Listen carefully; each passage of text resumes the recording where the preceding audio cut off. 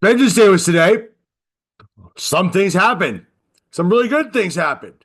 Strange things happened. SmackDown was last night. A couple things happened there. Some things happened. Some strange things happened there. Not really though. Not too much. But we're gonna get some of that stuff there. Anyway, guys, it's DA Wrestling. I'm Andrew. Let's get going.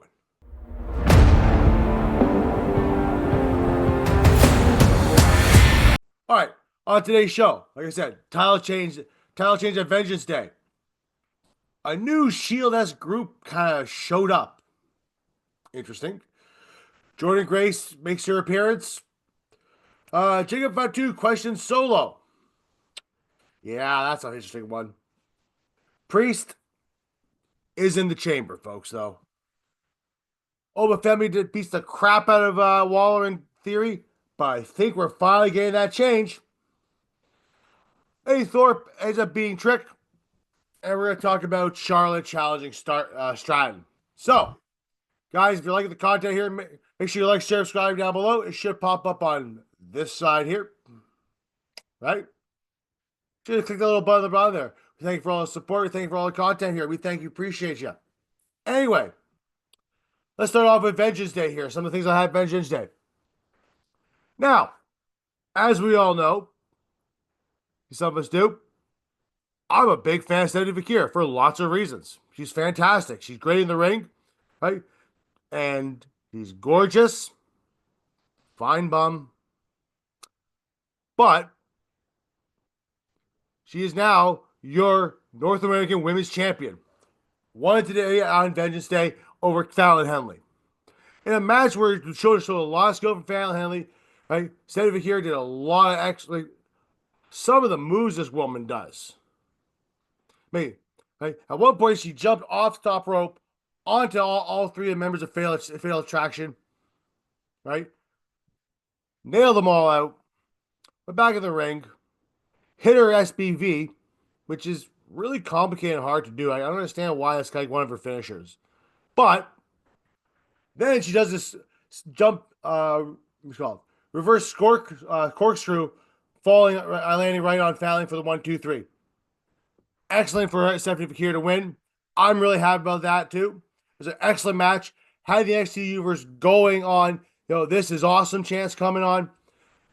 And I'm telling you guys, she is way more popular than the NXT Women's Champion. I swear she is. Like, if you think she's not, please comment down below. Let me know if you think I'm wrong on this. But like, if I'm correct, I heard way more cheers for Stephanie Vaquer than I did Giulia. It's kind of weird, isn't it? Kind of surprising. But not really either. Because, I mean, they're both very talented women, right? I do have more partially towards Stephanie Vaquer because she's fantastic looking. I mean, look how cute she is. Anyway. But yeah, she is your new North American Women's Champion. And we're going to get to her in a second, get back to her in a second there. Because what happened in the ends of the match will be interesting to tell you about. But moving on though, we did have a debut of 4 new individuals. Now, if you watched NXT the past several weeks, you've seen kind of big, not really vignettes, but like interruptions, right? Almost like that hacker crap that was a couple years ago that turned out to be Mustafa Ali. So those really there was 4 individuals, and they came out dressed eerily similar to the Shield. There's 4 guys though, 4, not 3, 4. All right, and they attacked Fraxium as well as Briggs and Yoshi. I'm gonna call him Yoshi. It's probably Yoshida, I think. Right after Fraxium beat Yoshi and Briggs, then after Obafemi was on one, and we'll get to him shortly too, they attacked him, and almost like different type of shield bomb. But where 2 guys lift him up, right, into like a power bomb, like almost lift him up, almost like a power bomb, threw him over the other guys, and they power bombed him. Interesting. Very, very shield. They had the same mask, very similar to the Shields, right? Except there's 4 of them. Came dressed pretty much like the Shield did. So I guess this is like the new second coming of the Shield they're doing now. Because obviously they're never gonna get the original Shield. Because let's be honest, John ain't Moxley probably ever coming back to WWE. Roman doesn't need to do the Shield stuff, and neither does Seth. So it's like the new version of the Shield. Right? We don't know what their name is called yet. I hope, for God's sakes, I hope it's not the Shield. For God's sakes, I hope it's not. Not Shield 2.0. Please, for the love of God, don't do that. But we need to see what happens with these guys here. I don't know. The receptions seem to be kind of muddled, right? A lot of boos. The Shield had a lot of boos in the beginning as well, too. But like they became more and more like popular and huge. They were really awesome at the time for what they needed the WWE. This just seems to like a reboot of the Shield to me. Time will tell if it's not a reboot, but right now, it looks a lot like a reboot of the Shield. But with 4 guys. Not 3.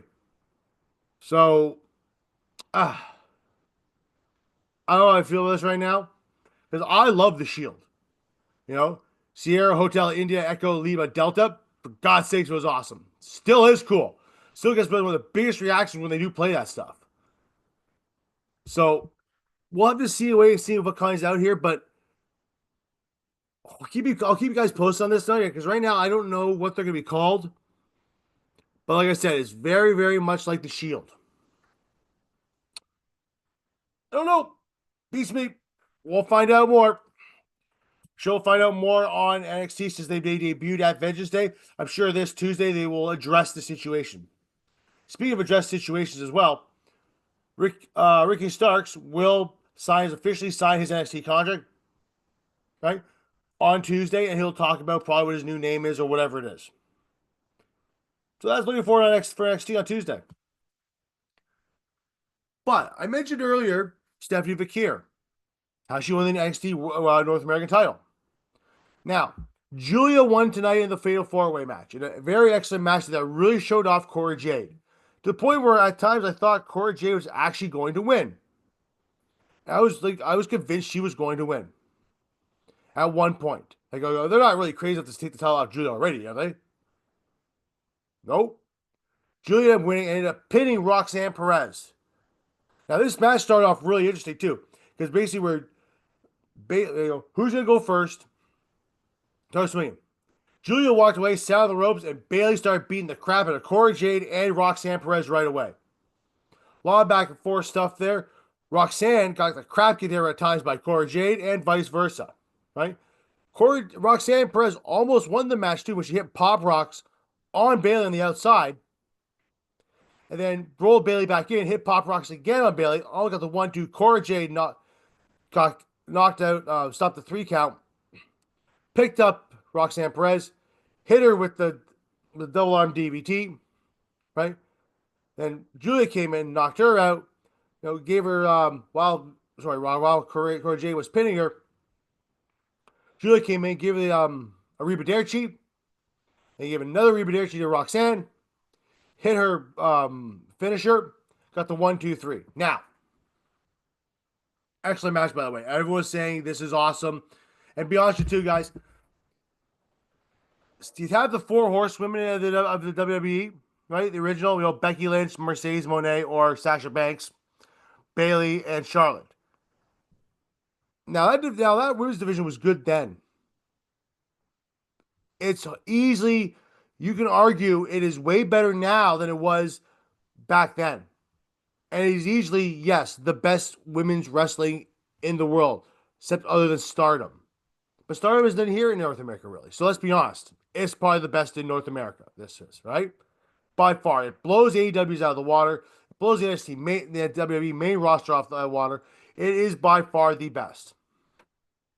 Each match is enjoyable. These women give 100% all the time. But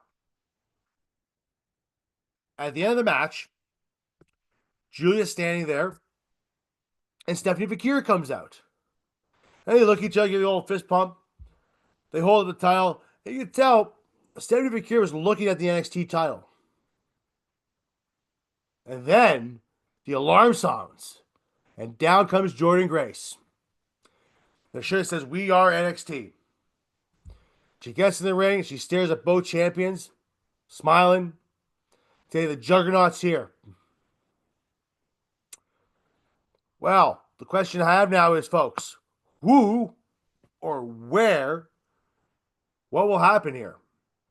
Now, obviously, they made mention tonight that at WWE there is a WWE roadblock before Stand and Deliver WrestleMania weekend. They announced that this week, which will probably be on NXT TV, to be honest with you, right? Or maybe on Saturday. Question I have though is this: who will Jordynne Grace face? Or first, or will Jordynne Grace challenge both girls in a triple threat match for the NXT title? I mean, I know Stephanie Vaquer just won the NXT North American title, but is it possible that Stand Deliver they're just going to do the Stephanie Vaquer, who is the North American champion, versus Giulia versus Jordynne Grace at Stand Deliver? It's possible. I mean, it might not too far fetched. I mean, it's probably may not happen, but it might be too far fetched to think that. But the way it looks right now, that's almost the way the direction they want to go. I'm definitely not against it,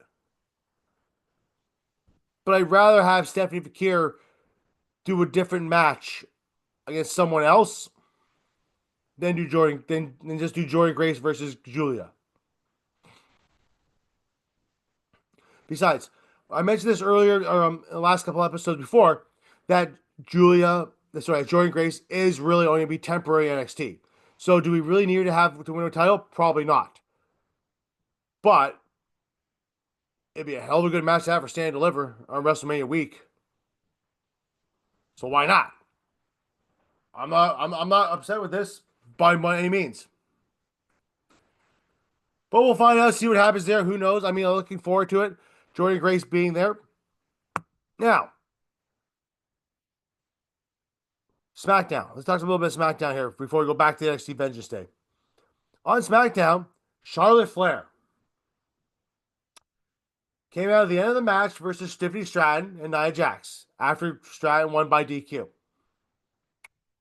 After she was laid out, and Charlotte challenged Tiffany Stratton for her women's title at WrestleMania. Look, we all saw this coming. There's no way nobody saw this coming in the slightest. The minute Charlotte Flair came back and won the Rumble, it was always going to be Stratton. You could have teased the NXT all you want. You tease the Ripley match if you want. It's going to be Charlotte Flair versus Stratton. It always has been, always will be. And I'm really, really hoping here that Charlotte doesn't win. And it's not because I don't like Charlotte. I like Charlotte an awful lot. But I don't think she needs the title either. Not at this point. Now, I know the rumors out there too, a PW Insider, Fightful Select are saying too that Charlotte's going to hold the title at some point in a return here. Fine. But I think you should have Stratton beat her at WrestleMania to solidify Stratton. And if you want to have Charlotte beat Stratton, say, at SummerSlam or Clash at the Castle, sure. But I think right now, Stratton needs that win over Charlotte Flair more than Charlotte Flair needs a win over Stratton.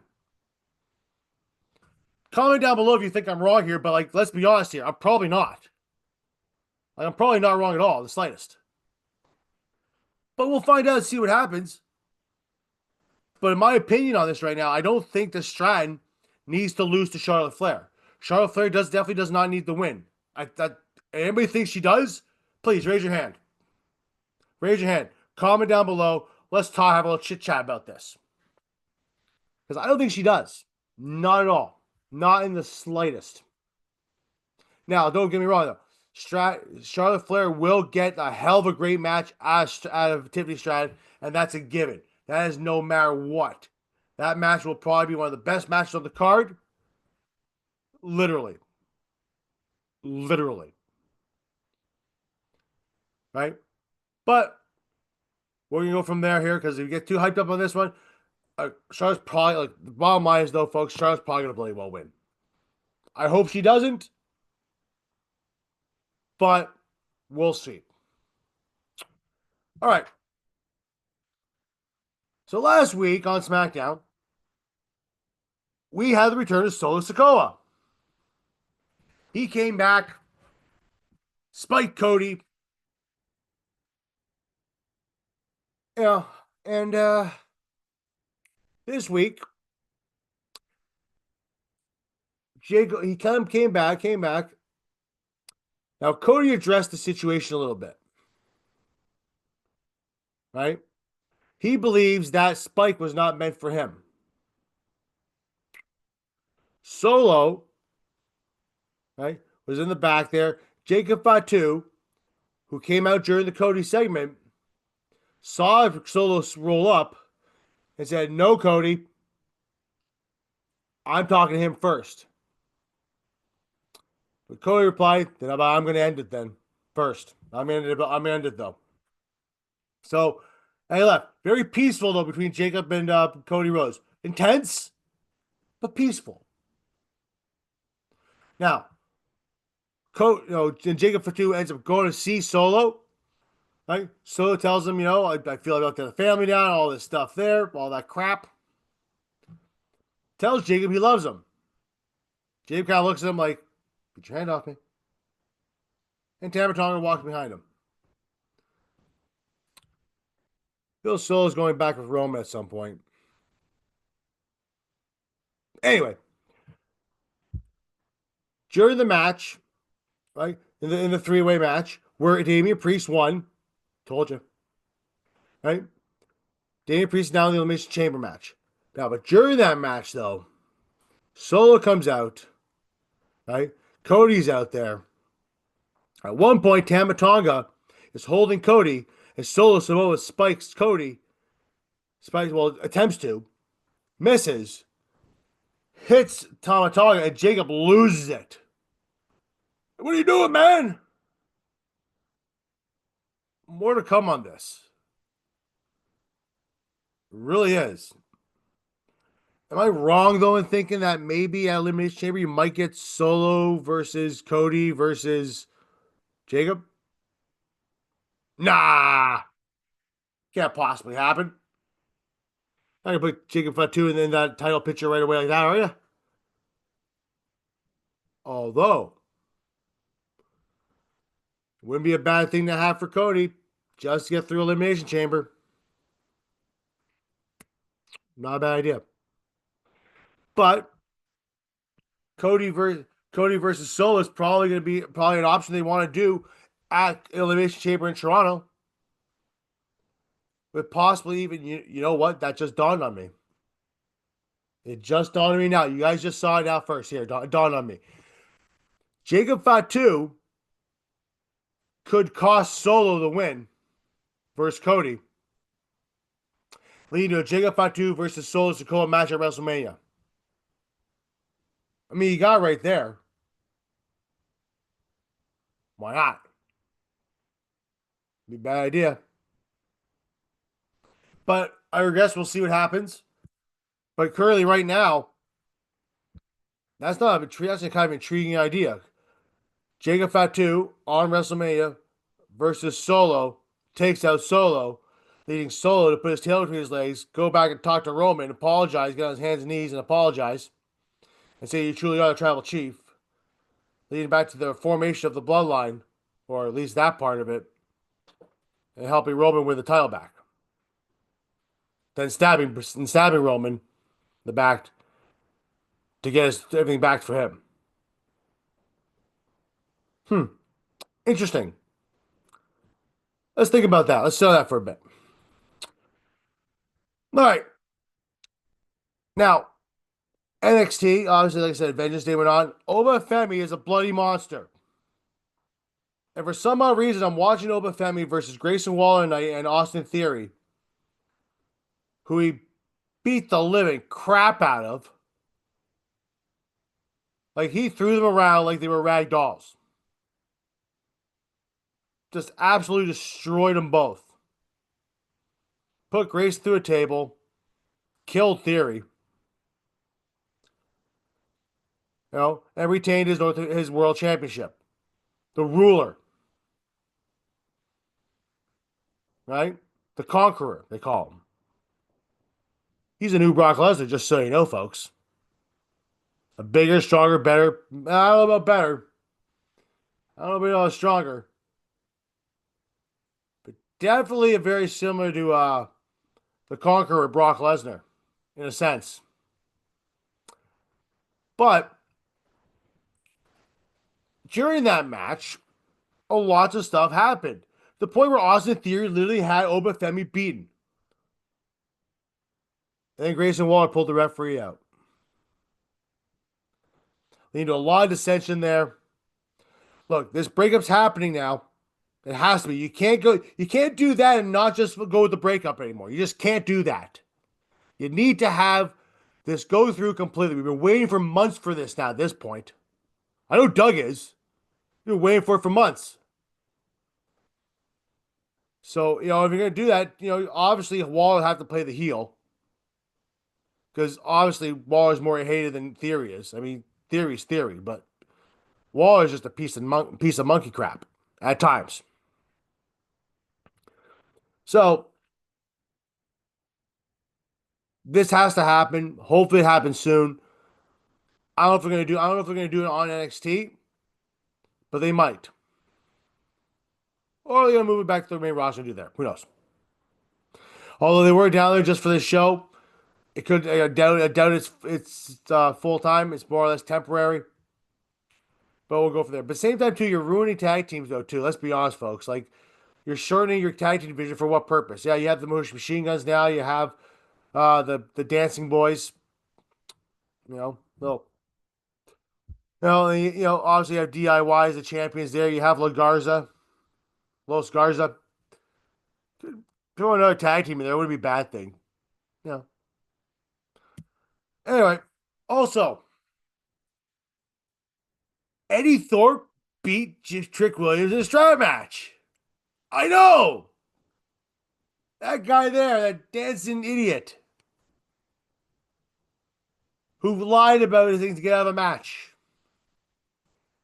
beat Trick Williams. Biggest win of his career, they said. They're not wrong. But Eddie Thorpe really has come to his own, to be honest, as this whole heel character change around. Like, the heel character he's done now is a bit of a whiny little prick. But the character works. Right?